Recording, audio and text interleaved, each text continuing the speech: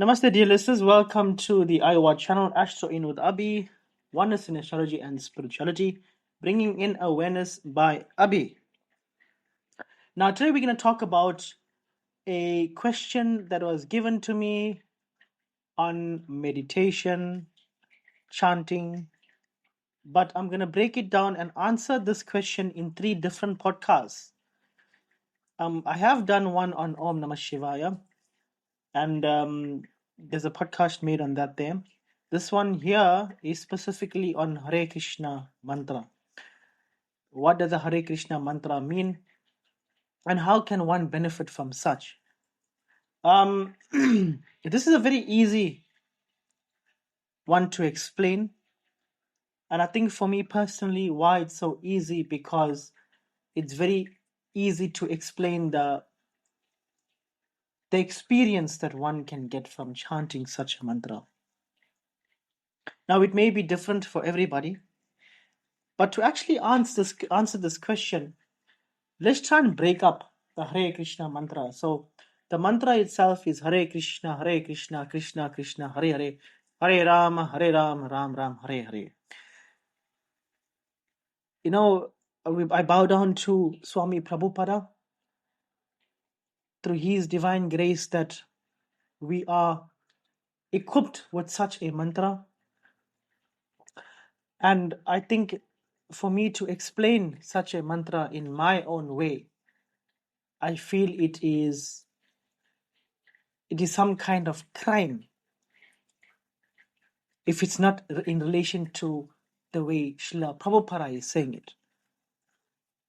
And this is just because of my huge love affair that I have with Srila Prabhupada. But nevertheless, I'm going to explain it from my experience. And this is something that could change in time differently.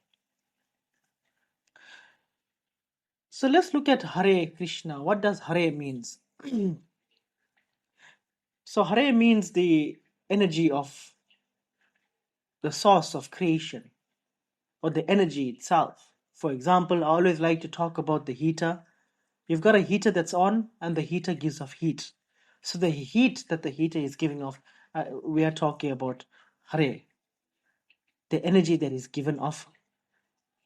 And Krishna is the source of all, God. So Hare Krishna means Krishna and the energy that he gives off. So we are addressing this like this. So how can one benefit from chanting this mantra? If you go close to the heater, you are definitely going to feel warm. You're definitely going to feel the heat because you are keeping a constant connection with the heater. Your presence is there physically. Now, the chanting of the Hare Krishna mantra is the same. In spirit, you are getting closer to the energy and Krishna, which is no different from his energy that he gives off. So, when you get closer to Krishna, or the source of everything, then it's only natural that in time you start to develop the qualities of Krishna or the energy of Krishna, or you can become one with Krishna. And when you're chanting this mantra over a period of time, you will start to exhibit such characteristics, and it's very, very, very, very easily seen in a lot of people. In yourself, you will see it. These things that you used to baffle with will no longer baffle you any longer. You will start to understand life, what life is. You'll understand what this material world is. You'll understand what the spiritual world is without doing anything but just chanting this mantra. Through chanting this mantra, you don't need to try and mentally articulate what Krishna is looking like and how big he is and how many hands and all of that. No. You just chant the mantra and something happens to you.